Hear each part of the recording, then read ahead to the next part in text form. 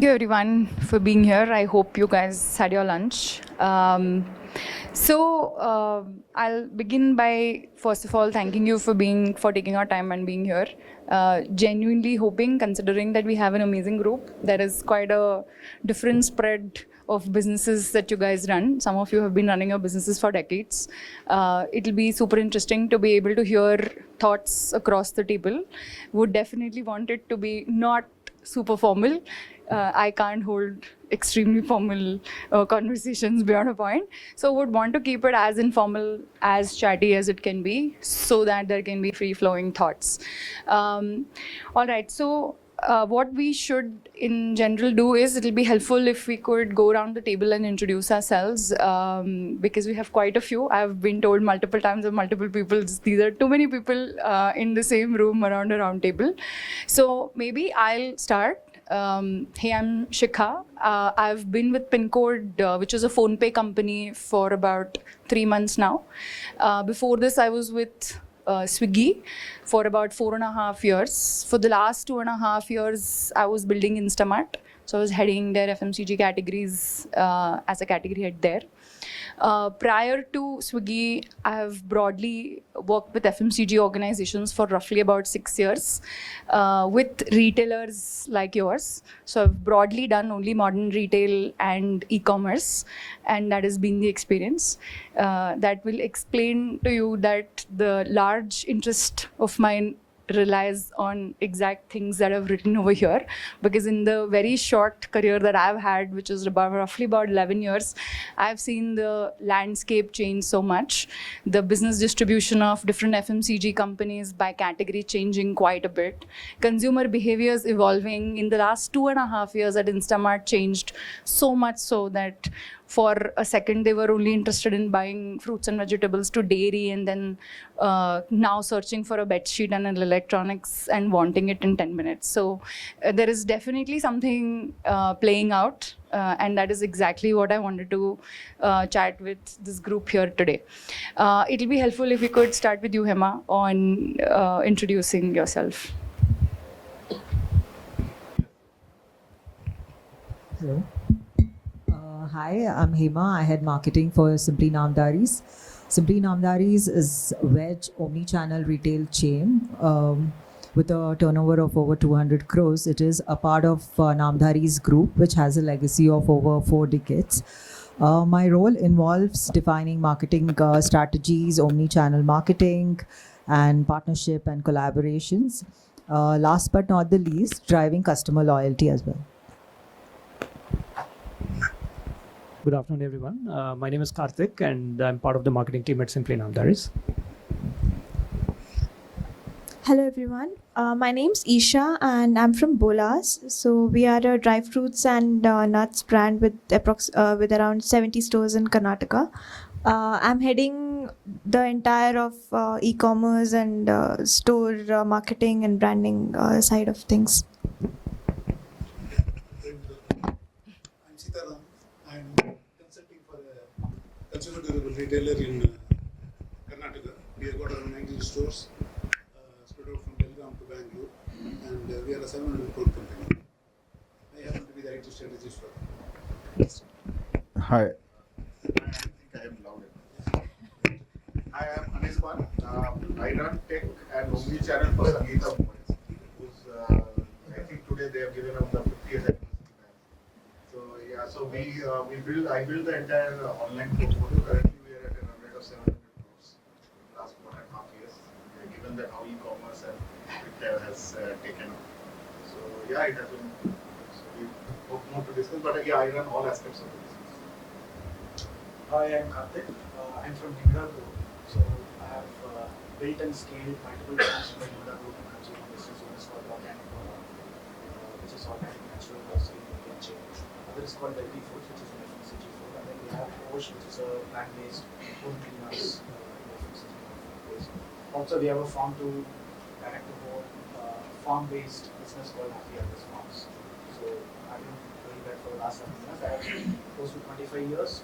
Predominant of the years spent with Postco, UK retailer, in scaling their operations globally. Now focusing on building a startup from scratch to product integration. Hi, good afternoon. Yeah, I'm Naveen. Heading sales and operations of Shikha Ecommerce.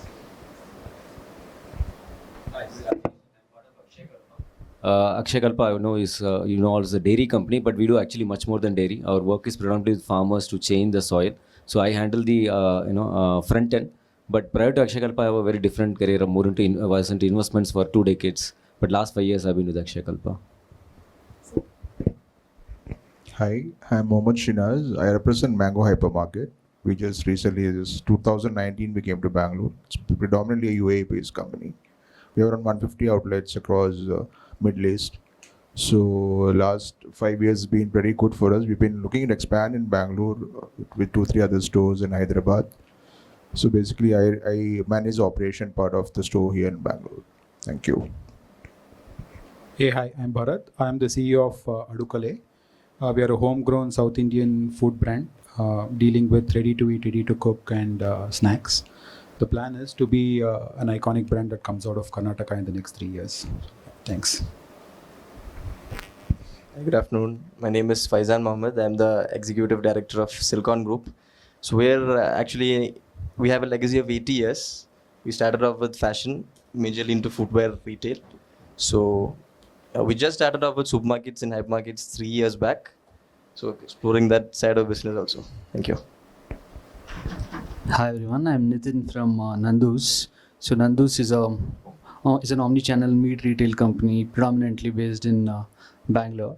So I lead all things digital at Nandus, e-commerce and CRM systems. Hi, I'm actually not part of the panel, but happy to introduce myself. My name is Bhanu Sumdra. So I head a business, a company which is called Visicom Systems, and which has been in existence for about 30 years, offering and giving visual display and signage solutions to the retailing industry, among others. I've had experience in the publishing retail myself professionally. I was heading a publishing company for about 10 years. So we had our own exclusive stores all across India. I'm happy to be here and learn from you all. Thank you so much.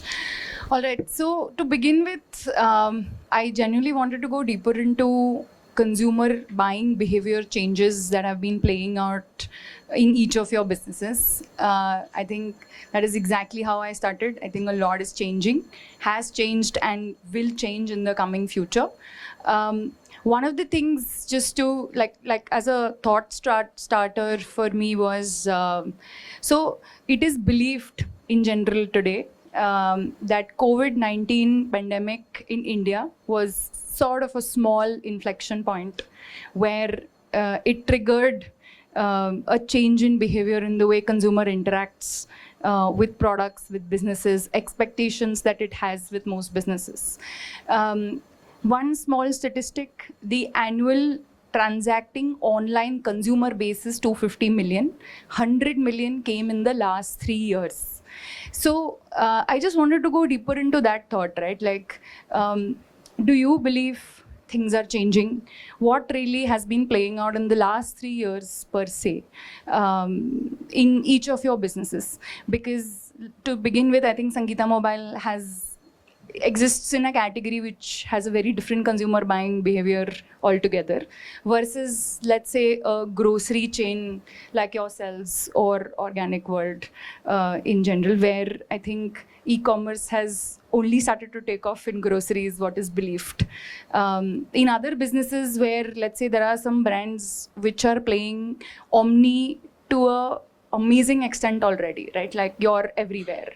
I mean, if you have to take Nandus, if you take Akshay Kalpa, Bolas, like people have you guys have websites, you have direct reach to consumer, you're in retail stores. So just wanted to hear thoughts from the group to begin with. And maybe we could go from you guys again. What do you think is playing out?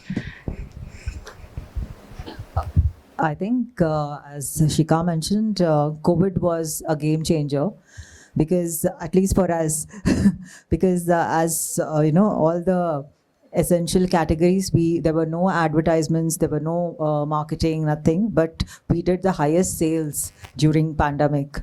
And then onwards, I think the consumer behavior actually has changed in terms of what customers are choosing. Mostly like they're choosing like health conscious or something which is nutritious and those kind of products. So I think like for us, like it was completely different after pandemic. It has been different. So people are moving towards healthier options. So that's why like if you see our content also on our social media channels, be it e-commerce or in-store, we are mostly talking about which is good for you and for your family. And we are also bringing and collaborating with nutritionists and a lot of fitness enthusiasts, because people are actually worried about their health, what they are consuming and what they are actually giving it to their families. So that was actually a biggest change what we have been seeing. So you guys also have your own app, right? Like, Yeah. how has that been playing out? Have you seen higher adoption where consumers come to your store and ask whether they can get it deliver stuff in their own house? Like, has that changed? Yes, we have been omni-channel players since back from I think year 2000. So it has been increasingly it has become increasingly popular after pandemic, because a lot of people who had moved and who were ordering from e-commerce and app have been still sticking to that. And once in a while, if they want to come and experience their product or want to have that experience, they come to the stores, to see like what exactly it is. But we have been consistent with our product range to what we are talking about, or the campaigns what we are doing throughout, like be it digital or offline. So it will be the same. So, I mean, people who know about Namdharis, they know that, the products are actually, good. And we are known for our fruits and vegetables, because like we have been delivering a good quality of products. Got it. Anybody else? Or I could, it's not, like I'm not really a moderator who's going to pick people, but happy to hear maybe some other category. So maybe Mr. Anban, what mobiles has actually matured quite differently, quite early from an online perspective. So yes, while Sangeeta had been doing online for some time, although I have only 2.5 years in the organization. So, but yes, COVID was the wake-up call, and okay. So Sangeeta has been doing this online for quite some time, but COVID was a wake-up call. And during COVID, we realized that, or at least Sangeeta owners realized that customers today do buy online, because see, I have seen we have 800 stores, so I'm very familiar with dynamics of a big store chain, and I'm very familiar with the dynamics of e-commerce, and it is oil and water. They don't mix, irrespective of whoever tells me what. So when we realized that, then we built independent online division. We had to build that because otherwise it would not have worked, because we were competing with Flipkart, Amazon of the world, and we did a lot of traffic and a lot of business. In most cases, we could compete easily, because see, finally the brands gives the same kind of margin structure or incentives to everybody. It's how you package. Now, inherently, retail was made the way that you have to walk into a store to get those incentives. Our challenge was to how to bring all those incentives online, because Amazon Flipkart plays in a very different manner in that respect. When we did that, we found quite a bit of success. And as we see quick commerce, so we are uniquely positioned because we were anyway delivering within 50 minutes. And we are now going to, and we were anyway built towards quick commerce. So now going forward in next 2 months, we'll be delivering in 30 minutes within 5 kilometers, and that would be our tagline anyway. So because of our reach and all. So yes, we have benefited, and we want to ride this wave big time. Understood. What is your opinion of the D2C brands in general? Because they've become quite large, especially in the category that you play, while it is playing out in all other categories today. No, so we are seeing a lot of D2C brands, as you see. For them nowadays, any launching pad is either Zepto, or in case of electronics, they come to us. So we have seen quite a bit of traction. See, what we have seen is that a lot more customers coming and spending more time on the site, looking at it, and actually discovering. Discovery has become very important online, even though a lot of customers, traditional customers, still may want to go to the stores and buy it, but discovery has become a major change from earlier, where there was a complete disregard or mistrust of online to a trust of online. And maybe, but another 5 years, give it 5 years, you would find a big segment only online. Yeah, absolutely. Karthik, any thoughts?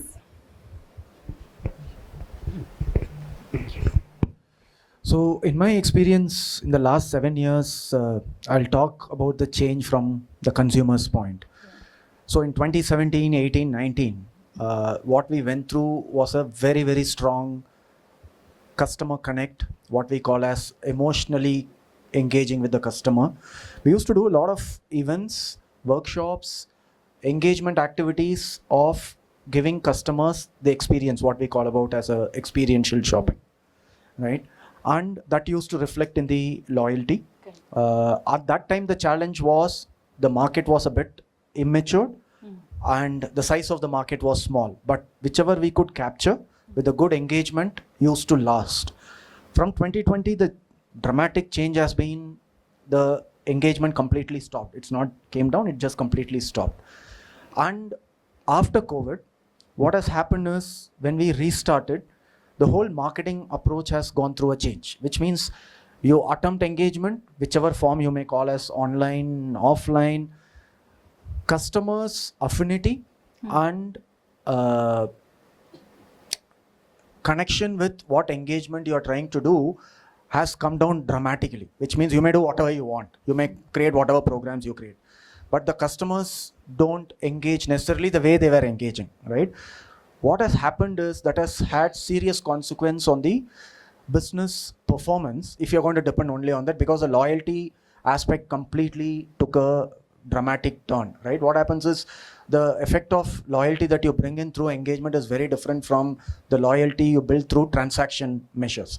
But since the consumer behavior has shifted towards a non-engagement, more transaction driven over the last 2 to 3 years, and it still stays, according to me, it still stays that way. Bringing the loyalty as the stickiness quotient has become more challenging, right? And to be honest, that puzzle has not been cracked yet, because the moment you walk the transaction route of acquiring and retaining customer, it gets very harder, because you need to then start understanding the different levers which are the hook for the transaction, and you need to start taking bets on certain levers, and in the process you may burn money, and in the end if you realize that it's not working, then you may not have enough money to move to the next lever and start trying, right? So according to me, the question you asked is what has been the change? For us, the change has been in the consumer behavior, not because of online app, what we know as technological means, but the way customer approaches the brand itself has changed from an engagement to a transaction. Absolutely. We'll actually go deeper into that thought next. Yes, Mr. Rajesh. Yeah, I mean, I think the consumer trends, all of us know, I mean, the shift to Q-commerce and all of that, of course, as dairy brands, we really felt it, I think one is also that it was easier to deliver via digital. I think what had happened is, at least for a brand like us, which is not, that strong in retail relatively, to build the entire supply chain with our quality, like for example, we couldn't just maintain the quality the way we want. For example, we have Omnichannel, we have our own app, and we have Q-commerce, e-commerce, and then we have retail. But in retail, we were not able to maintain the supply chain the way we wanted to. So we couldn't actually deliver the quality to the customer. So even though we know it's a very large channel, but by the time the product reached the end consumer, integrity was not being maintained. Whereas I think that's where the Q-commerce team did a really good job of maintaining, even though it was pod and everything, the quality maintenance was extremely good. So that actually led to sort of a lot of consumers embracing Q-commerce very quickly. And second thing is, over a period of time, we have seen that the marketing tools that the Q-commerce especially have developed, they are at least even better than some of the e-commerce marketing tools. So very, very rapidly, I think it has got built. So I think we are working with all the, of course, including Karthik and, Namdhari, everywhere we are working together. But I think, retail, we'll need to develop, because the market is still more offline than online, right? But yeah, I think we just need to sort of evolve on the marketing side. Because actually we can do a little bit more engagement offline than online, but just that the tools they have built is amazing.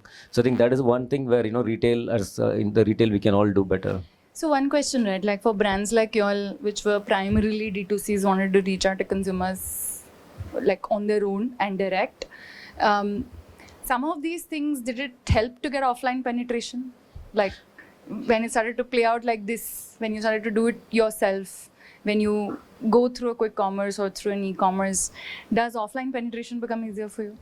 No, definitely. Of course, because ultimately, the brand and, you need to build the top of the funnel. You need to, build the awareness. So, however awareness is built, the consumption will happen. Of course, people are still coming, If you go to any of the stores, go to Namdhari or Organic World, it is still, on most days, it is buzzing. So, there is a lot of traffic that is coming. They will pick the brands, that they are already aware of, etc. But there is a trial generation as well. In newer market, through retail, through the strong local retailers, we have been able to do a lot of trial generation and offline also. Good. Shinaz, any thoughts? Post-COVID, yeah, I think the growth what we're seeing in e-commerce, I think the pace at which is growing now, if it wasn't for COVID, it would have taken at least 2-3 years, or at least maybe 5 years to see this growth. That's what I feel. And other thing is, this stage is given rise to a lot of other brands, which compete, which are equivalent, or we can say better than what maybe a HUL or a PNG might give. So that's one advantage we see.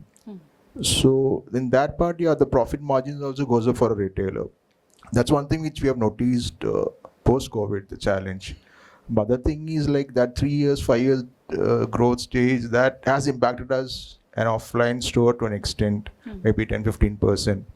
What would have thought might happen, what would have happened maybe 5 years down the line, it's already started impacting us. So that's one thing which we'll take it as a negative from the post-COVID era, whatever it is. Otherwise, yeah, the growth of a lot of brands, which is equally good, or maybe, as I said, that's one positive which I will really take from that. A lot of brands, for that example, especially in the health segment, like you, for an example, Slurp. Yeah, something like that, yeah. So that's actually selling. People are buying it. The offtake is also more. Like this Akshay Kalpa was available only online. Nobody knew about it actually. Somebody, they had it, now it's available in our stores. So that's how that change, that evolution, that's one thing we should take it, that post-COVID. That's one thing I would say. And any thoughts on the fact that has consumers started to request for more home deliveries? Is that a trend playing out already in offline stores? No, home delivery has been there. The counts, numbers would have gone up for sure. But one other thing what I would like to note is see, earlier what happens is start of the month, we used to get orders like 15K, 20K per bill. That's come down drastically. So that number of visits in the store has also come down. So availability of that online has reduced that numbers. So we can see that. So that's one thing. There is an impact. There's some pluses, a lot of minuses also in that. So yeah. Thank you so much. Yes, Bharat. Yes. So one thing that we saw is there is a huge movement towards premiumization. So I think what Q-commerce embraced, that is they actually, and some of the premium retailers, people sitting here, at least they embraced this also towards that path. So customers were no longer looking at actually discount, but for more value in terms of the brand, in terms of the availability, quality. So I think that is something that we have seen as a huge change in the last 3-4 years. So the rich, or people who can afford, their income levels have gone up. So they are, in fact, if you see Q-commerce, there's hardly any discount driven thing. So I think that's somewhere, some of the retailers, I think people sitting here, of course, most of them embrace that trend, but some of them missed out on that aspect as well. Yeah, I think Hema also touched upon that in the beginning, that is surely playing out. Definitely, at least in the e-commerce space, for sure. Yeah, so one thing we noticed post-COVID was in terms of customer eating habits, right? So after COVID, snacking as a category took off. We saw 4-digit, 5-digit increases in how much people snacked, right? I think work from home added a lot to that. So operating in the traditional category, that growth was significant. Like it came from multiple places. So after COVID, people, we felt, tended to go back to their roots about their eating habits, right? So for example, we have a product called Kodbade and Gojavalaki, which not many people outside of Karnataka know, but people started eating poha, people started preferring a Kodbade to a lace. So that is a shift that we saw tremendously change after COVID, right? And offline was there, and I think offline is still the way for certain categories and still the way for certain FMCG products. Offline is the way where growth is happening and growth will happen. So we need people like Namdharis, we need people like Mangoes for the brands to have their presence felt in the marketplace. So no, absolutely. But snacking is a very interesting space, right? Like just to go a little deeper into that. So has there been a shift in the way your business was structured?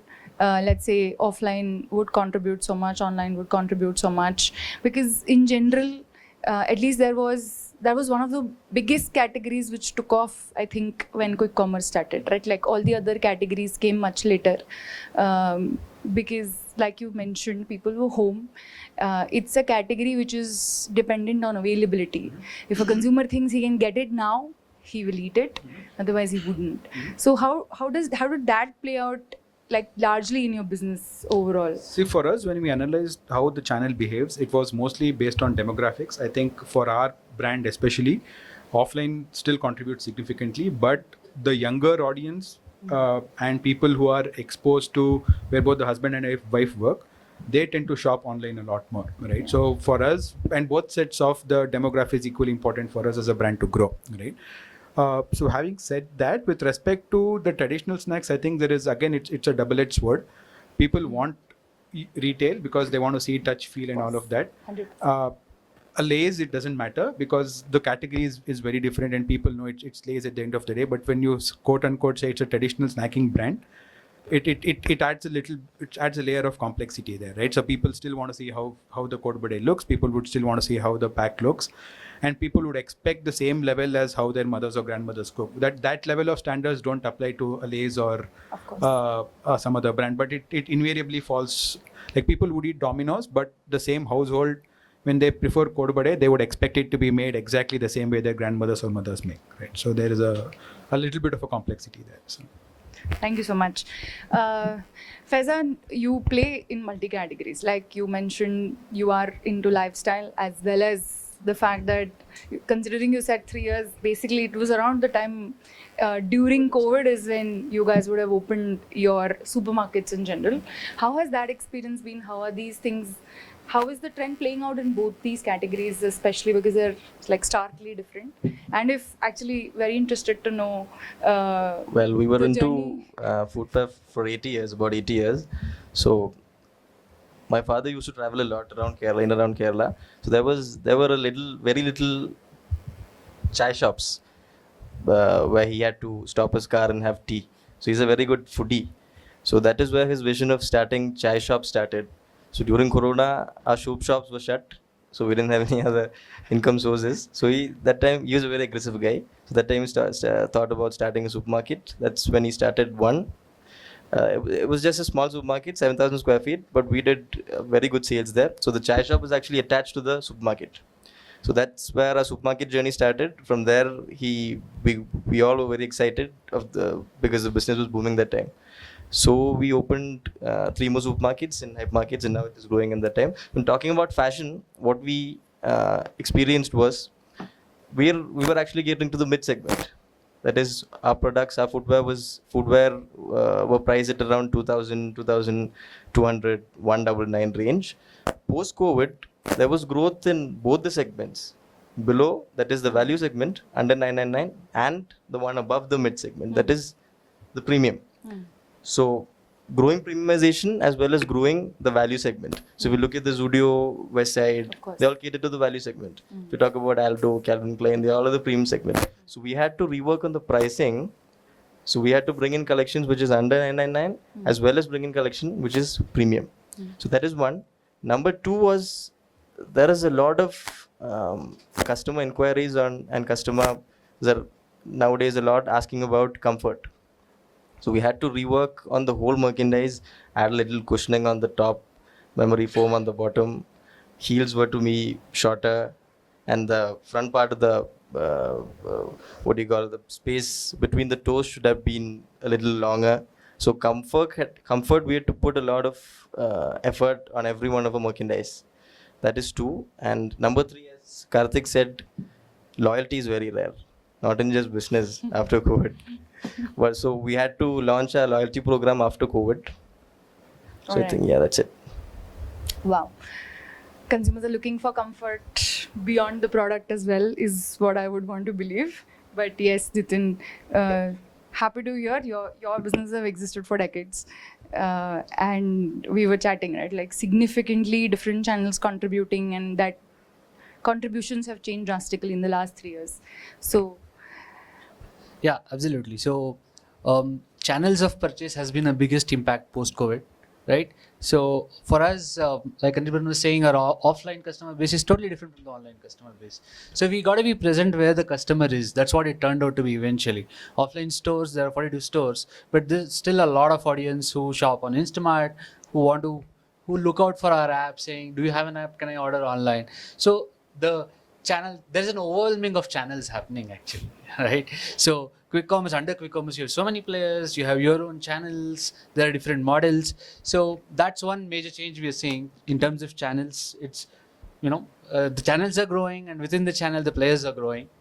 But apart from that, the other biggest change we see in the last 3-4 years for sure is the expectation from the customer in terms of customer experience, right? It doesn't matter what you sell, the expectation is a premium experience. I think we touched upon it. The expectation is of a premier experience. I know I have a D2C app, boss, I serve 10,000 users a month, but no, you need to have a top-notch experience, an Amazon style, Flipkart style experience, So I think these are the two major changes we saw. In terms of the category itself, not much of a change for us because people are eating meat from ages. That stayed the same. It's more about channel and experience. all right, thank you. Isha, actually, will be interested to hear dry fruits as a category is super traditional. However, it has been in the last 3 years, I believe, moving into a snacking segment. And I think on the bank of some of the brands are being built on the bank of e-commerce or so as well, because not really a proper FMCG brand has existed in that space or is large enough, barring a couple of few. I'm sure you will have an opinion on them. But happy to hear it. It's been very unorganized as a category in general. And across e-commerce segments, actually, because it was so unstandardized, everybody came up with private labels, blah, blah. So what has been your experience in general overall in the last 3 years especially? So I feel like dry fruits as a category, because it's considered a commodity, before pandemic, people, I think a lot of them mentioned about premiumization. So before the pandemic happened, there's not that much need from a consumer perspective for a premiumized commodity. It could be rice, it could be dals, it could be dry fruits and something along those lines. But after the pandemic came, I think it really gave a boost to commodity businesses to take a space in the retail D2C segment, because people wanted to ensure and know the story behind the product. They wanted to have some kind of satisfaction that it's not unadulterated, it's hygienically packed. They wanted to understand where it's coming from, what goes into it. They wanted to understand the product better, even if it's a commodity. So even when we say cashews, now we have people coming to us and inquiring how it's made, where it's sourced from. These were the questions that never really came to us before that. Cashews were cashews. But now people want to know which country in Africa the raw cashew nuts are coming from. So we have consumers as a base. I feel like the consumers wanting the need for consumers to get educated about the product has increased, and that has helped us create a space in commodity for a space in D2C for commodity businesses like us. And yes, the private labels, I get where you're coming from, but it's also a long-term game. I feel like trading is a skill, so private labeling is kind of like trading, so that is also a skill. But from a branded perspective, in the long run, I feel like you need to sustain those wins to, be able to create a long-term brand that works in the long run? Thanks. So I think one of the points that we wanted to discuss was, and we spoke of a little bit, was on loyalty. We spoke of the way I think marketing brands to consumers broadly is changing. We could probably go deeper into that. What I would want to, or I think at least the group in a way suggested that the way a consumer decides or is making choices today is largely being influenced through various digital channels. I think that whatever it could be you guys having your own website, social media handles. Social media actually in a way is one of the biggest ways in which consumers are being influenced today, or they're forming opinions on. So I would want to understand how has growth strategy in general changed for whether it is for brands like y'all or chains, retail chains like y'all, especially because your presence is offline. You were relying on giving a consumer an experience or a touch and feel which exists even today. But do you believe that choices are being made a little before they walk into your store? That is question number one. And question number two is, I think since we were also talking about loyalty a little bit, it'll be good to hear about, hey, what are growth strategies from an acquisition standpoint and from a retention standpoint? Because retaining a consumer has become an increasingly difficult channel. It is not just for retail stores like y'all. It is also true for any online channel. Is the cost to switch is the least when a consumer is sitting at home and looking at an app. So I think this is one topic that we could go deeper into. There were already some thoughts. Maybe Karthik, since you spoke on it the most, would love to hear what your thoughts are.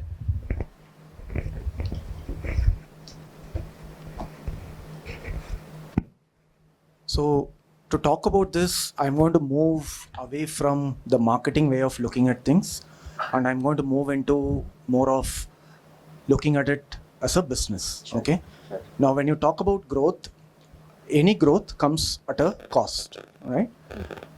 And retail is hard. It's hard from the point that it is capital intensive, and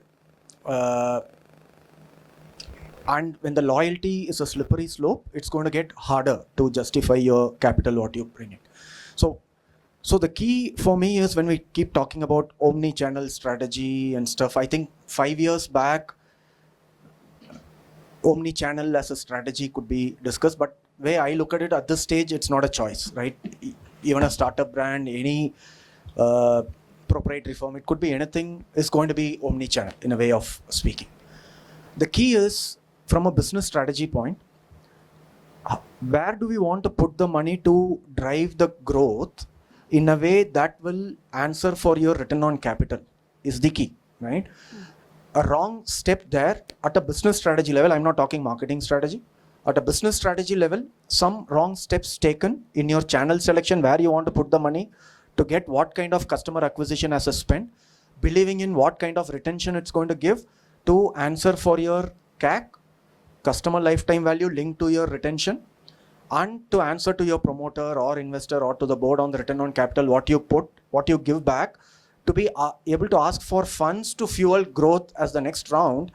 I believe that's where the game is, right? For me, the marketing strategy is going to be more or less, now it has become a playbook for everybody to have a standard set of framework, because it has become omni-channel, it has become digital marketing, certain offline, there are certain standard things that you do.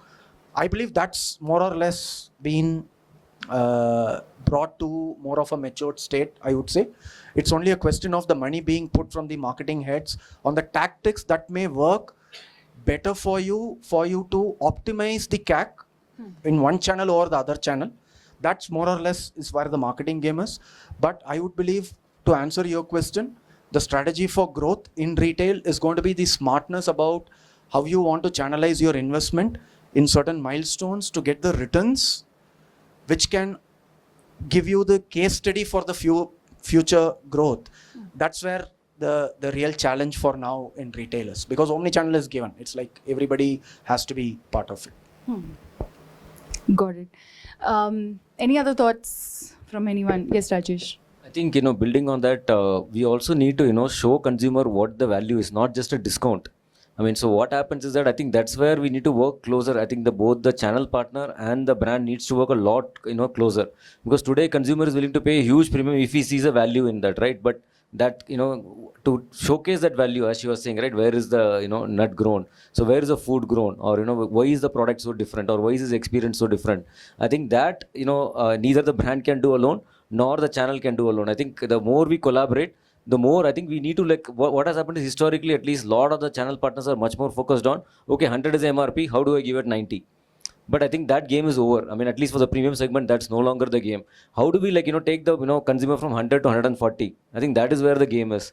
And for that, we need to collaborate. I think collaborate, maybe it's a sampling, maybe it's an experience as Karthik was saying, right? How do you build, for example, some cheese workshops or whatever it is, or visit to a farm or visit to, understand something, right? So I think all of us sitting here, I think we need to collaborate and create that additional value. Because consumers have the money. I mean, at least the segments that we are all targeting, the consumers have the money. We just need to, make them realize that there is a value in, in doing this. So one of the thoughts, let me change the question a little bit also. So I just wanted to understand from a consumer perspective, right? Let's put it this way, that a consumer is looking for essential categories and is also making some discretionary spends. So maybe considering we have a few different categories sitting over here, one is of course a grocery category where it is a given that a consumer is going to transact. However, there are also discretionary categories where you're also talking about there are certain premium segments within grocery or certain categories like mobiles or lifestyles. How has that changed? Like, do you think that retailers like y'all only want to invest behind slightly more premium segments, largely because there is more value to get as a retailer from those consumers? You will make more margins in general because those brands are slightly more profitable, those consumers are slightly more profitable. Has the targeting changed in general from the way you guys used to look at consumers earlier versus now? Before we give it to any retailer, one thing on this, see, milk is as basic as commodity and essential as it gets, right? So, for example, our milk is almost priced 2 times the normal price. But the moment we are able to tell the customer that why it is priced, people are more than willing to have, buy. But how to tell, I think that's the challenge. I think that's where, how to do the storytelling across channels. I think that's where I meant it. All right. Yes, Faizan. So definitely every one of our business sizes will be different, but considering the size that we are in now, the strategy that we are using for growth right now is focusing on our core and outsourcing everything else. Like, for example, we just recently started franchising. Warehouse we have outsourced to a 3PL. Interesting. E-commerce we've outsourced to another team that does it well. We're just focusing on the core, that is the merchandise. New designs, focusing on the inventory and the story, keeping it tight. Brand story. Interesting, actually. Anybody has thoughts on this one? I sort of agree to him, so anyway. Yes. I feel like we have a different perspective because from the outside it looks like nuts and dry fruit brand, it should be premium and luxurious, but our highest success has come from tier 2 and tier 3 cities, which have been our initial stores were built in Mysore, Mangalore, Udupi, Hubli, Belgaum, which are like the tier 2 crowd of Karnataka. And I feel like, yes, people are willing to pay premium, but I feel like the masses that we call of India even today exists in these cities who have slight maybe budget constraint, and they're very value driven. They want to see value. They're willing to pay, but they want to see the value for that price that they pay. So I feel like we've been trying to bridge that gap to give them that value at a certain price point that perhaps they can afford. But at the same time, our stores, we also have macadamias and hazelnuts and brazil nuts. But the sale even today, core comes from value grade cashews which are not premium, the mid-sized value graded cashews, almonds that are, you know, slightly maybe smaller in size. Yes, there are consumers who walk into our stores and they want the 180. 180 is the most premium cashew nuts to exist. They want that cashew, they want to feel that experience. But the masses that we call even today want value in what they purchase, is what we have seen. So, Hema, maybe happy to hear from you on, do you believe consumer is everywhere and wants to interact with your brand where he is in a way? Yeah. Actually, for Namdharis, I think like we have been fortunate because till today, like 60% of our customers are our loyal customers. So since the time we have started until now, like, yeah, there are a lot of competitors online. People have gone and tried those routes like Ecommerce or any other retailers, and so many of them, we have been interacting with a lot of customers. So they have actually come back and they have also said like, yeah, we have gone here and so places, but we have come back here because this is the kind of spinach where we will never get it anywhere else in Bangalore or any other state. So, the customer loyalty is to that level. And we ensure that, earlier, like we were not talking about majorly on the sustainable practices, what we have been following till date. Yes, now it is the need of the hour that we have to come and, talk about, yeah, we are following these are the processes. And there was hugely like people who are coming to Namdharis, they were preferably looking for those exotics and those imported spreads or jams, because they knew that back then, like, it was not available anywhere else. And mostly our customers were people who were, traveled everywhere. And when they see it in Namdhari, they used to relate to it. Yeah, I used to, I have tasted this product there, and it is good that, it is available here. And yeah, I think segmentation wise, customer base was slightly towards premium. So now, that loyalty is still there. And with regards to the growth strategy, like, we have been talking about, getting into a lot of digitalization. In terms of digitalization, even our app for that matter, or e-commerce website is coming up with a lot of functionalities to be, up to date with regards to that. And we are, in fact, like AR is the thing, right? Like we want to introduce that because a lot of them going forward will be millennials and Gen Zs who will be shopping with us, right? So we need to relate to them. And yeah, of course, like we want to introduce newer brands who people want, who would have seen it, online, and they want to, when they come to the stores, they are seeing those products in offline stores as well. And by those aspects, like we have been seeing good traction in terms of those exotics and premiums, or these different types of dry fruits for that matter. People are using and people are aware. Like for example, like pine nuts or macadamia or all those nuts. It was like people see it online and in the recipes or how it is made, and when they see it in the store, they also want to go ahead and try it. And see, these are some of the newer things like we have been introducing in terms of branding or promotions and all these things. Growth strategy wise, like the leadership team also has to be very clear on the vision.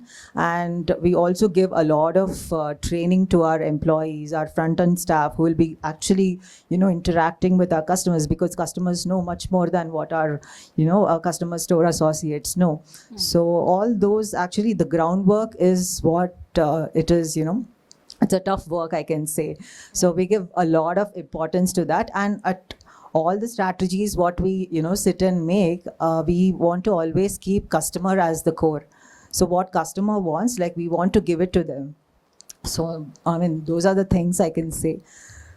Can I say something? Can I add? Sure, of I'm course. not being a retailer myself, but having dealt with retailers across the spectrum of, let's say, lifestyle or health, fashion, footwear, clothing, etc. So, and from my own experience as being in the publishing industry and having multiple, retail outlets across.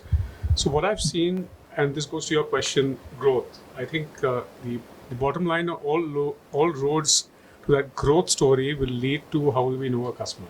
Okay. So we know of D2C, B2B, B2C, and all that. I think what's going to be really important is the D2I.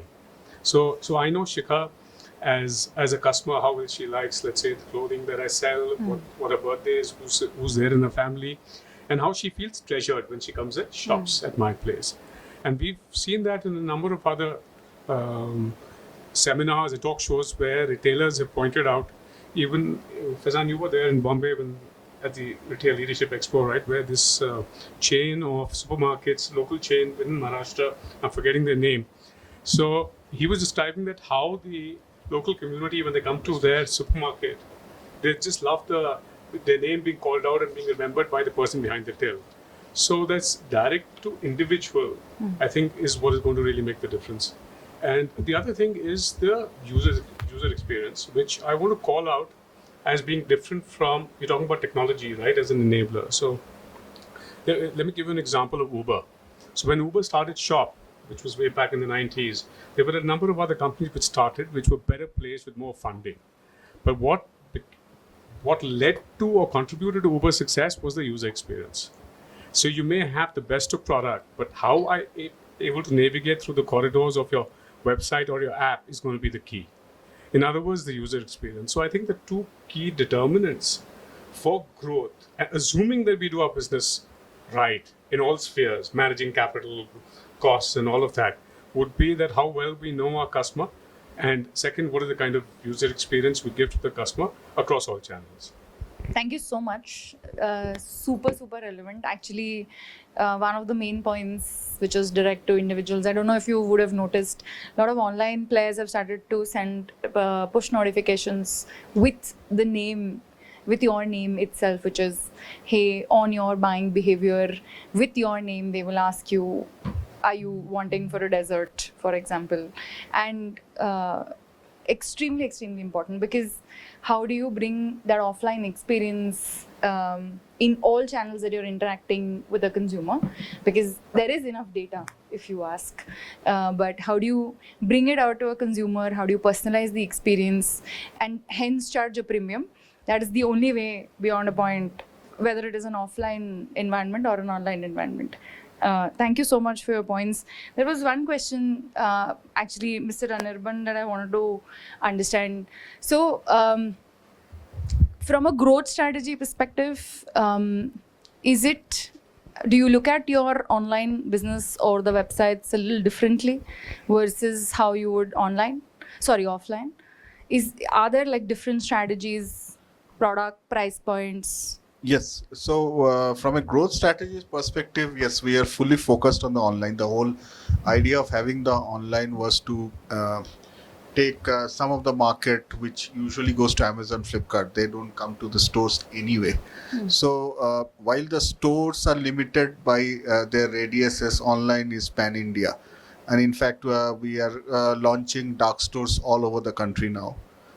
To expand, because stores take time to set up and manage and all, and so yes, the price points are different, and that has been a challenge which we have grappled with, that a customer walking into a store saying that the price on your website is different from what is in the store. So we came up with an answer saying that, see, if you want to order online, be my guest, go home, order online, and you will get it delivered at your house. So we do understand the cost structures, the flexibility, the scale-up requirements are very different from online and offline. We have that mapped very intimately, and we are aware of that, and based on that is our growth strategy, because we want to attract more people, especially the youngsters, or even people who otherwise would not have considered us as an Amazon, Flipkart competitor, to come to us. And somebody said, yes, anybody who comes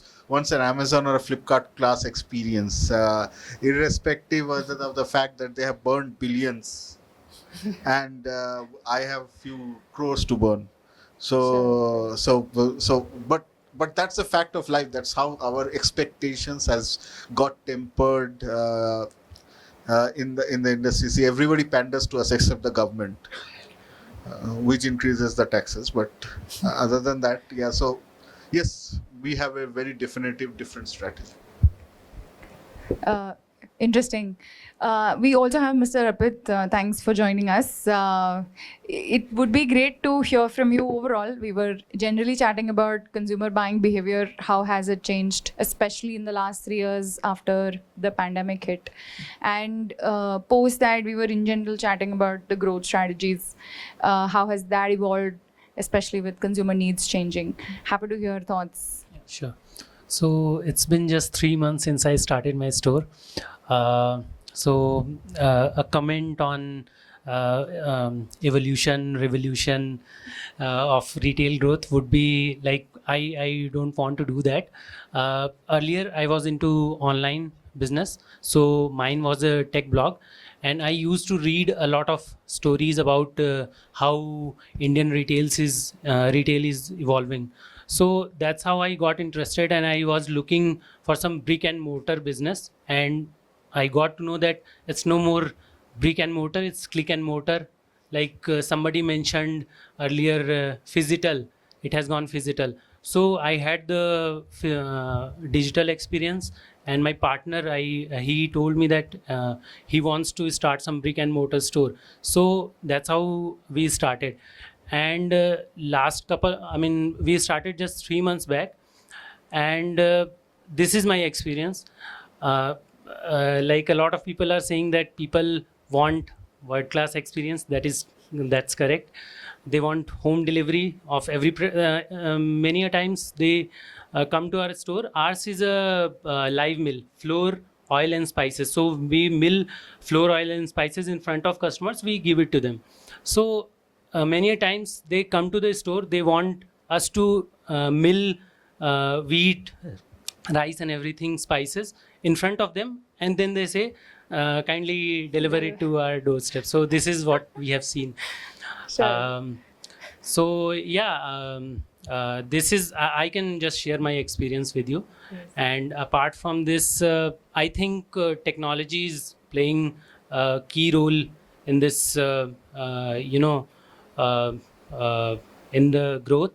I think blockchain should also be discussed here, because a lot of people were saying that customer wants to know where their wheat is coming from, where their cashew is coming from. So I think if we discuss blockchain a little bit, that would also be fine, because you can track that your food products, and you cannot tamper with the from where it's coming from. You cannot tamper with it. So Thank you so much. That's very interesting, considering it's a very extremely unorganized market, while most people who absolutely are not aware of entire FMCG don't know that the larger atta market is unorganized. Very, very small market of atta is actually organized. And that is one thing. By the way, online players have tried bringing fresh atta. I think there is one D2C brand also that has come up, which is Florio. But a very extremely interesting space. Old businesses are driving it. Happy to hear you. One more thing I have seen is that people generally, they have a trust deficit when it comes to atta. Everybody, I think here also, people will agree that most of the customers think that Ashirwad atta is maida. Most of the customer think like that only. So we are seeing that as well. Superb. I think I will pick up on one of the themes that we spoke of, which is, can we speak a little deeper into Omni? While a lot of businesses exist, like we've mentioned, and I think it's become an accepted norm, nobody talks about the challenges of what Omni brings in general. Does it change the way your entire operations used to happen versus they happen now? Is it just one more thing, it's an addition to an SOP that existed, or has it brought about like a paradigm shift in the way store operations are being run, everything is being planned, managed? Has it changed a normal retailer's life in general? It's very easy to say omni. Considering we're working with quite a few of you all, we understand there are like insane challenges to the word. So can we go deeper into that? Do we think there are enough, what are the challenges maybe, and are there solutions? Is the ecosystem ready? Can we like maybe go around the table to hear thoughts on that? Sure, yes. Oh yeah. So one primary thing we internally also talk about is we don't say we are omni, we just say we are multi-channel. The primary, right from pricing to the experience, everything, at least in meat, is completely different. Because the customer who's walking into a store to buy meat wants to see the person cutting the meat. Whereas the online customer, it's invisible, it's opaque for the customer, right? So right from the experience, the pricing, and in some cases even products, because some products are not really easily transferable in a vehicle, right? So the delivery riders come in, they pick the product, they keep it in an Activa, the behind space, right? So by the time that reaches the customer, it's gone through so many temperature changes that the product's gone, right? So while omni is what we can aspire for, I think there are fundamental product level issues also that need to be addressed before we talk about pricing, marketing, and distribution. So you're saying cold chain, like end to end to a consumer today, isn't properly solved. Absolutely agreed. Cold chain, yeah. Yeah, absolutely agreed. Any other thoughts? Yes.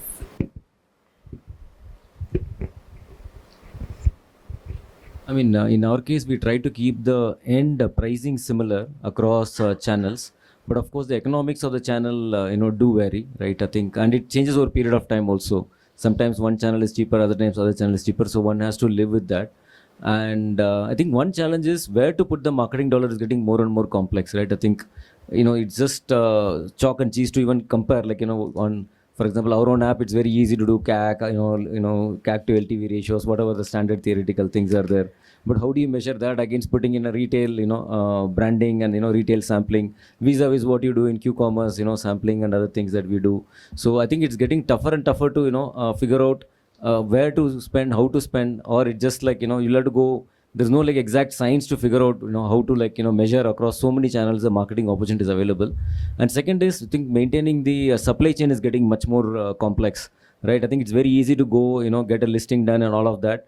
But at the back end, the people who are handling the product, as as our colleague was saying, that is getting tough. How do you like train, for example, how to handle a very sensitive product across the channel? Because not just the category people or the brand guys, it's ultimately the drivers and the at the store level people. So educating all of them, that is becoming in a huge channel, multi-channel things. So in every new channel where we go, every new retailer to go and tell why this has to be done like this, why the cold chain is so critical. I think that's one huge challenge. And of course, dairy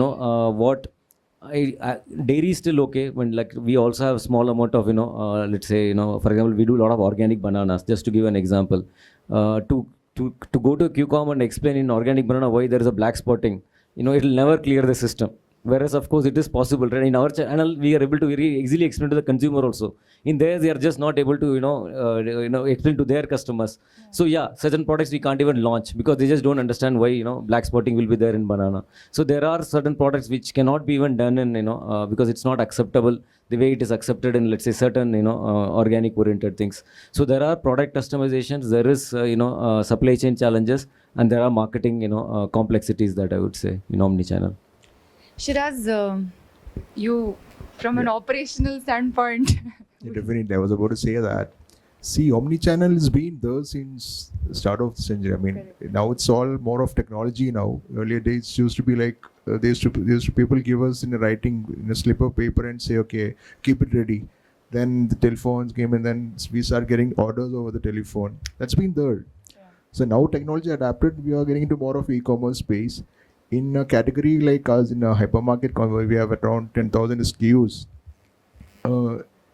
Quick commerce would have been, that'd be much practical for us rather than having a complete e-commerce solution for the entire thing. One is the ease, because even if you look at e-commerce, the variety what we give in a store, maybe you look at one aisle, what you see in one page or maybe a dashboard, you don't even cover maybe 5% of what we see in rack.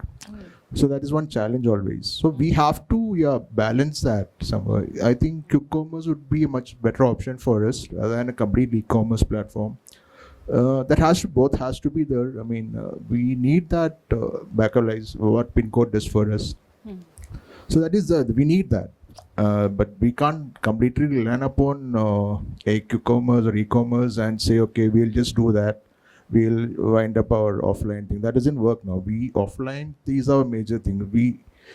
As far as I know, the variety and the convenience what we provide, I don't know, I myself don't feel that in an e-commerce platform. So that's always there. I mean, that's my thought. Karthik, Hema. Integrating all the channels together itself is a biggest challenge, I can say. And with regards to having the real-time inventory management, and that is something like, it is, I mean, so far, like, we have got all the good technologies, tracking systems, everything, but still, like, we are, sometimes, like, we go, the systems go wrong, or the people who are handling it might not be able to, manage it that well. And another aspect is in fact, about the delivery pilots. So the product is ready, and the customer has actually placed the order, but we will not get the delivery pilots on time. So that itself is issue, because customer would be expecting the product or the package and it is not delivered on time. Again, it is hampering the customer experience. And integrating all the campaigns or integrating all the product offers together itself is also a challenge. And getting the offers for e-commerce or offline from the brands, and that is also I think, like, a lot of brands would give a different offer for online, and whereas the offline we would not be able to get the similar offer, because the margins would play a bigger role and the sales revenue would not be as high as what it is in the offline, for that matter. I feel like these are some of the things which, if you deep dive into this, I think everywhere there is an issue, but how well you can integrate everything together and manage it well, I think that plays a bigger role. Fair. I'm going to be talking something which may sound like a very global Gyan equivalent, but this is going to be more from my personal experience of building and scaling retail, FMCG food and FMCG non-food, and across channels as what we call as omnichannel and multi-channel. And the experience has been that since we built it grounds up, and we had some very serious organization level challenges when we went into omnichannel and also focusing on the growth. I believe I think the leader of the organization has to take a very important call when we call as a multi-channel or an omni-channel. Do they want to look at it as a different business unit in itself and put the strategy for growth at business unit level and the spend accordingly, with what reason that remains at a board level, versus passing on the buck to the team below to sort out that? Because I believe if that is not in place, there is going to be chaos at the ground level. I'm sure many of our peers here would be able to relate to that. Because what happens is there is pros and cons on both. One strategy could be to say, hey, as a brand, I'm going to go multi-channel and I'm going to treat each channel as a channel, and I'm going to focus on the growth strategy at a brand level and the business level, and let each channel derive its benefit through as part of the mechanism of driving the growth, right? Whichever marketing mechanism I'll put it at brand level. Or do I want to treat it as a individual business channel level? Then it's completely the org structure and the culture will have to be redefined based on whether you follow this route or this route. And it may have far-reaching consequences in terms of the performance to the desired result, right?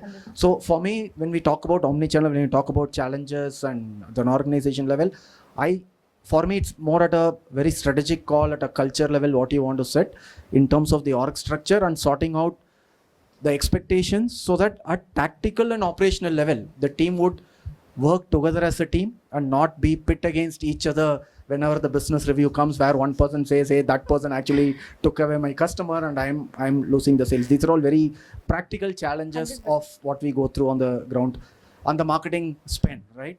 You gave money to that channel, you have not given money to this channel, so they use that they gave a deeper discount, and these are all, in my experience, these are all very unproductive energy spent in the organization at a very senior level. So for me, when you talk about the omni-channel challenges, my biggest learning in the last 5 years as a transition from a pure play brick and mortar to a e-commerce push, omni-channel push, has been the leader's ability to set the direction as what the strategy is, how the channels fit with that strategy, and how the growth strategy is going to be aligned as a brand, or versus the channel level will make a huge difference to the success of the organization overall. No, I absolutely agree. I think Mr. Anirban was also talking about something similar, right? Like at the top, if it's clear that this is a channel to invest behind and drive growth through, it'll play out very differently versus it being something that is being run along with one of the businesses or business channels in general. So Faizan and Mr. Anirban, right, like at least thoughts from you all on exactly this, because your categories are slightly, especially from a lifestyle perspective. I thought I'll learn from you all. We just gonna start e-commerce, marketplace, everything next month. Got So it. I'll pass on to it. Very nice. And Mr. Anirban. Yeah, what exactly was the question? So the question was, hey, Omni brings along with it very different sort of challenges, right? Like let's say when a business decides that, hey, we want to be offline and online, on paper it seems amazing, but operationally when it starts to play out, especially for the people in the store, and then delivering the consumer experience that we've talked about requires to be top notch. What are the challenges essentially that exist, considering you already have quite a dynamic e-commerce website already playing out? What were the challenges? So the challenges are super difficult. So, so one of the things joining in, you realize that so when as an head of a business, so you have an external competition, and then you have an internal competition. So and you have to manage the internal competition because there are so many stores and their thinking process is very different and their understanding may not be similar because those are manned by people who might not be very tech savvy or digital savvy or things like that, and this goes all the way up to the MD level or so it's super difficult to sometimes manage the internal expectations, and not necessarily always in terms of pricing or but just the way it works, and it also gets reflected in terms of the people who work for online are very different people from who work from a store. Online you have those category managers. I think category managers in the stores is a very new thing, but online when you talk about category managers, growth managers, you ask the offline guys, they will say ye kya hota hai. So the kind of people, the kind of hirings you have to do, to the processes, to the finance, especially finance processes, and so the biggest thing which happens in between an offline and online, I don't know whether we realize, in online we pay first and then get delivered. In offline you get the product and then you pay. It's a huge I would say financial reconciliation. I won't say nightmare, but it's a very different. It's two very different streams, and the very, very different way of accounting for money or understanding the customer. So there is a huge amount of challenge, and honestly, if you ask me, that I don't know how many has actually bridged the gap. Everybody talks about omni-channel, but I've seen so many failures across the industry trying to do that. And I think one of the reasons why this Zepto and Blinkit succeeded is that they had dark stores. They didn't go for stores. They had dark store, they had control. Because one of the things which happens online, you sell a product, say you deliver it from the store, and you find that the product has already got sold out. Or they would have sold it out and they would have not billed. So as a result, the inventory didn't pick up. So I have still to come across real omni-channel successes, except in the US, Walmart to some extent did it, but most could, even Whole Foods could not do it. And even in India, I am still to see a pure omni-channel success. Most are either dark stores or stores who have some online presence, because वो करना पड़ता है आज के date में, something like that. But see, it itself is a very big business today. It is a much bigger business, much faster growing business. May not be as profitable because there's too many players. But the fact of the matter is that some people pay lip service. Some people actually go into the depths of it only to realize that it's very difficult. And some people like Sangeeta, with all the credit, when they find out that it is very difficult, they said, I will double down. So that's the thing. Absolutely. So maybe last part, can we talk about future growth? How are each of your businesses, if I have to talk about, unfortunately we are from e-commerce, we talk about only 6 months growth, but maybe for you all, next 3 years, next 5 years, where are each of your businesses banking on from a growth perspective? Anybody? So, okay, my take in general is going to be, just so that, do we think, since the consumer is only going to go more digital, today it is believed that 1/3, I think we spoke a little bit on the younger generation and generating content differently for those guys, because the way they interact with brands today is extremely different. 1/3 of, let's say, the online consumer transacting basis, Gen Zs. So just to make the definition very clear, people who were born after 1997, right? So if 1/3 of the consumer online transacting base is essentially Gen Zs, and the way they interact with brands today is drastically different from, let's say, the way the millennials did or the generation before that did, how are businesses looking, like yourselves, are looking at future growth? Because those consumers, more or less today, definitely invariably want to consume a lot of things digitally. They, of course, no doubt about it, do come down to stores, they visit stores, they want experience, and they want to talk about experience. That is how the entire influencer game is playing out today. But how are you guys looking at it? Anybody? I can take a crack. For us personally, what we are thinking is, I think the brand building is getting more and more digital. There is no doubt about it. I mean, especially where it is a little bit more concept selling or a little bit more, content that needs to be generated on explaining what we do. So there I see a lot more role for digital and digital way of communicating. On the distribution side, I think for us as an organization, retail is a high focus. Even though the shift to digital is going to be higher, but we feel that for us retail penetration is a lot lower, and retail market still continues to be very, very big. So it's a high focus area. 100%. But one thing we learned is in the last this thing is that nobody can predict future or anything. You just need to be a little nimble. Like nobody saw Q-commerce, to be this big and contributing so much for us as well.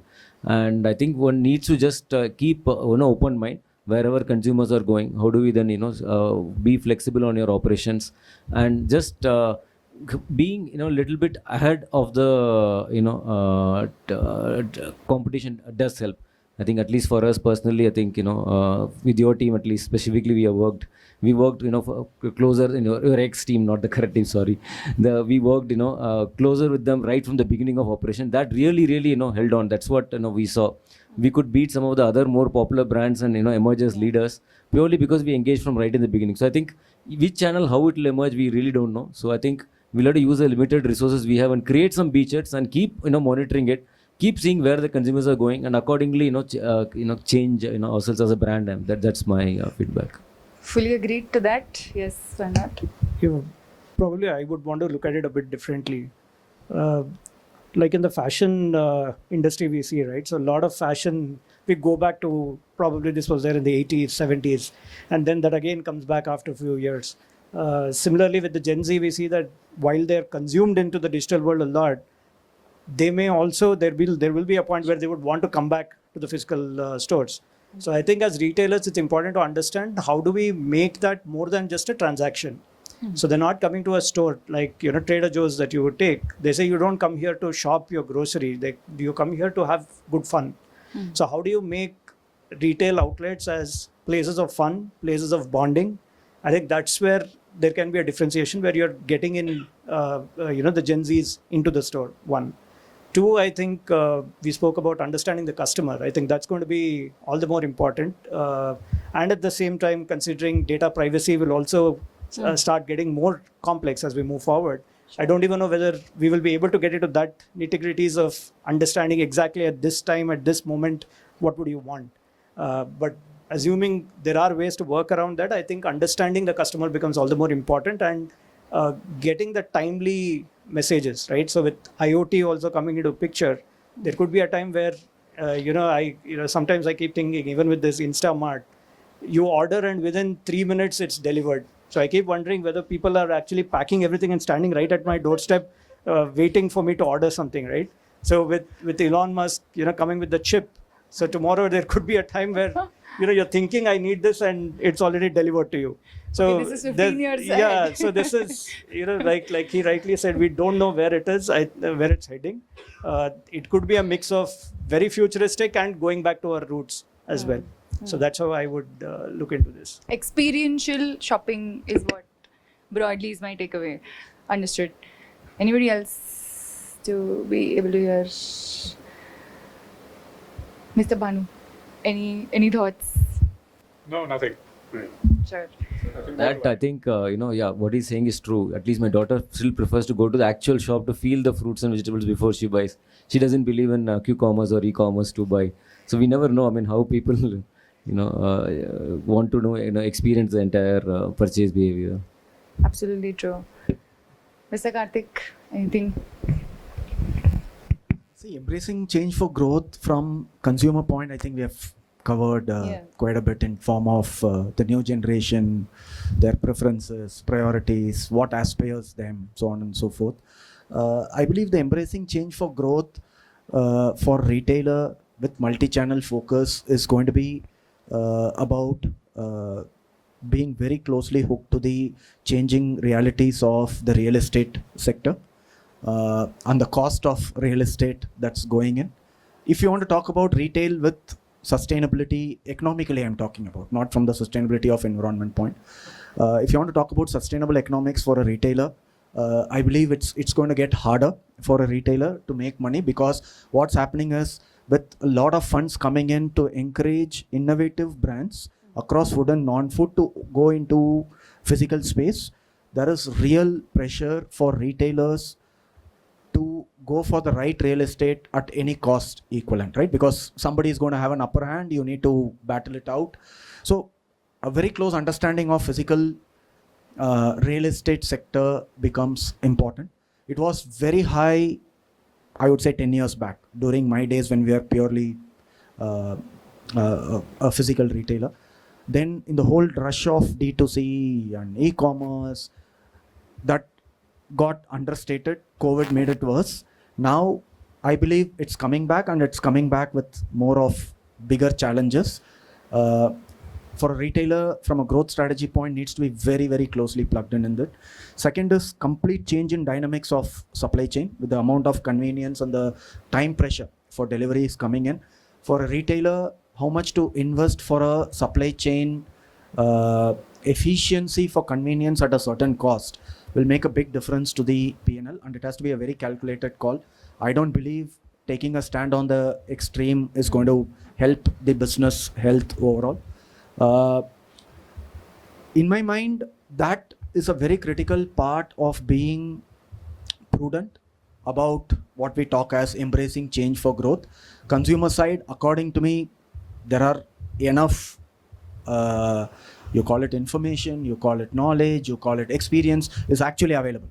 As Rajesh said, we actually do not know what 2 years later is going to be, right, the scenario. So that will only have to be open and keep adapting, and hopefully you have the capital from your investor to keep adapting, because I believe that's the real deal, right? But that's not in our control, right? Yeah.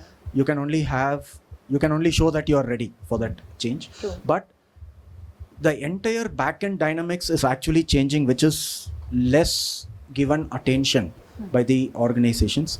I believe tackling that will help the organization, the board and the leadership team to be more prudent about choosing channels, and which will help them to deliver on the growth strategy with the optimal capital utilization. I believe that's going to play a big role in the retail in the coming years. Thank you so much. In case there aren't more thoughts. So, thank you so much. I think this is broadly what we wanted to discuss today. If there are any other last thoughts that anybody wants to share, happy to hear. Broadly, I think my takeaway from the session has been, I think there is acknowledgement of how the consumer is evolving, the increased digital adoption, the channels. I think that it was a given in a way that omni, multi-channel, however you want to put it, already exists, that brands have to, or retailers like yourselves have to play it. You have to be where the consumer wants you to be, in a way. There is also, I think, in the last part where we spoke of the challenges, I think that was super helpful in a way. I absolutely agree. I think we spoke of like broadly 3 things, if I have to put it. One is, of course, 200% with Karthik on the fact that there has to be a clear understanding and alignment in the entire organization to be able to drive online business, because it has its own challenges. Absolutely. It requires a different set of manpower, thinking, approach. And only then can you have the right products available to your consumers at the right price point online. That is 200% true. There are offline other challenges. I think logistics in general, whether you want to talk about it from an entire cold chain perspective, I think important from your perspective, or let's say otherwise reliance or reliability to the consumer in general, not just from the logistics bit, but if he's ordered, if he expects the delivery in 2 hours, between whether you're doing it with a platform like Pincode or otherwise, the consumer, once committed, both parties, or let's say even a logistics delivery party, has to adhere to what finally you're committing to a consumer. That is definitely a point. The last part, I think, was largely from a manpower perspective, offline challenges on what their understanding is versus what is expected as a behavior to be driven online. So I think broadly these were the challenges. From a growth perspective, I think 2 takeaways, 200% on the fact that businesses definitely have to be nimble. The consumer space is changing at a dramatic pace. There are wide spaces from a consumer needs perspective. There is definitely a need from a consumer perspective. I think Ecommerce in a way has proved it, that consumer, if done right, would want stuff to be delivered home from the brands that they trust. Today, they do come down to your stores broadly because for the love of the brand that you've already created. Like, for example, you spoke of loyalty, right? Like, ideally, I'm a consumer, I am your consumer in a way, and I would love to get your products delivered online, because not every time probably I'll be able to go down to the store. And if that is a white space that you guys believe in, where you want to be where the consumers finally are, in a way helps businesses be prepared for what comes in the future. Broadly, that's that. What will be, we have like a small AV on what we are building at Pincode. I will take like a minute before she plays out the AV for you. So point number 1, it's a PhonePe company. I think it's not very clear in the way we use it. So it's an organization that PhonePe is building. PhonePe wants to bank on the trust that in general he has created with multiple crores of merchants already. Why is PhonePe building an organization like that? Broadly because it believes it already has a relationship with y'all, and he can enable a relation, and he also has consumers on his app. PhonePe understands consumers' buying behavior in a way. He knows that this particular consumer interacts with grocery outlets or electronic outlets, or let's say a brand outlet, where, at what frequency, etc. And he believes, or at least PhonePe believes, that we can merge these two together. We can, in a way, enable the understanding that we have from 50% of the UPI transactions that are happening in India, take that data and then enable those consumers and drive them to the merchants that it already has a relationship with. That is the primary reason of having a platform like Pincode. We already are working with a few of you all in the room, and the objective is going to be able to bring about all kind of merchants, all categories onto Pincode. We've of course started with grocery because it is the highest repeat category in general. It's the easiest category. It's a low AOV category. The other categories actually, which is like apparels or which is mobiles, they are slightly more difficult to build trust with. So of course the first category that we've picked in general for now to solve is grocery. However, all other categories, which is including pharma, electronics, are underway and will be solved for in the next few months. So that is the broad thought process. It is nothing but a simple understanding of solving hyper-local commerce for a consumer. It is coming on the bank of the fact that there is a wave where consumers today are becoming comfortable to be able to order online. We just want to give consumers one more option where if they want to deliver it from a store they love, they are able to. That is, in one line, the broad thought. Maybe we can play the AV.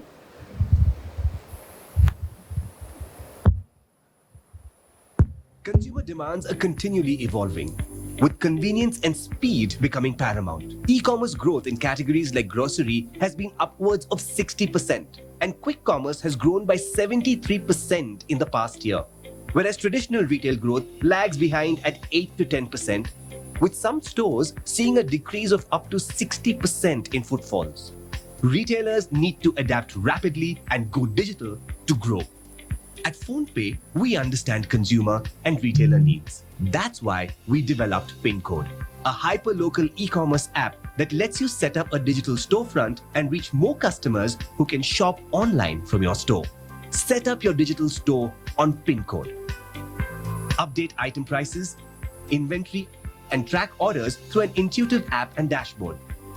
Choose self-delivery or use our trusted partners. Receive daily settlements.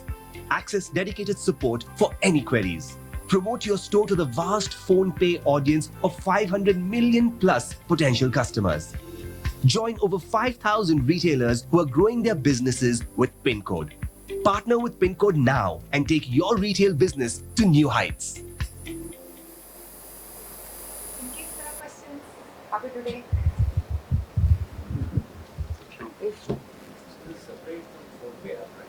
Yes. Yeah, so see, I think it was deliberated. I think there are folks here who've been, yeah. Absolutely on similar lines as what you were calling out, Karthik. The same thought that, if it is a part of PhonePe, may not pan out in the right manner. It has to be a separate unit and entity altogether within PhonePe, because it's a very different experience as compared to payments. PhonePe is a very fast payments app. You go and you come out within seconds. Although customers go almost 300 times on the app in a month, but that's for a very different use case, not for an e-commerce experience. So the idea was that we make it as a separate app. Yes, it will take more effort because it is a customer base, obviously, but yes, we can leverage the base at the right time. That's the idea. But very, very different experience can't be placed inside it. And honestly, we tried doing that actually many years back with Switch. In case you're aware, we had a Switch offering inside PhonePe where we brought in some players. But it eventually resulted in only the transit kind of category panning out well. Not the other players, honestly, because this experience is extremely different. Transit is almost as good as payments. You buy your Delhi Metro card and you are done. Very different ballgame altogether. You give a complete proper UI, give them a complete flow with the payments and everything. As a package, and you're able to talk to them. You talked about storytelling. All that cannot either be a part of PhonePe. So, in a nutshell, we track a metric in PhonePe in how many seconds you get out of the app. That is not something you can do. Where they want you to stay on the app. Yeah, like I would, as a category person, I would want you to spend as many categories as possible. So, very different experience. Would this compete with ONDC? So, actually, this was, so initially I think they started out with just a buyer app. and was relying on the ONDC network. It not compete with ONDC for sure. There is no way that anybody can compete with that network. We do source today, let's say, the restaurant business, the food business which is available on ONDC network gets powered on the Pincode business today through that network only. The reason I think Pincode moved out of ONDC broadly was because we built our own seller app. It is broadly because at least the ones that existed on the ONDC networks weren't giving reliability to consumers. So we weren't able to solve for a lot of things. The consumer metrics were looking very poor, and hence I felt there was a need and therefore. yeah, so we said why not build the seller app. There is no such conversation that we will never go back to ONDC. Today, because we're solving a very difficult problem, I think it is an accepted fact that hyperlocal commerce in general hasn't been solved in India. There have been multiple attempts, and hence we want to first solve the problem.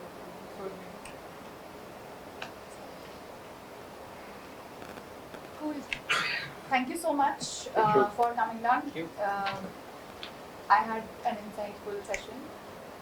Thank you for sharing. Thank you. Thank you.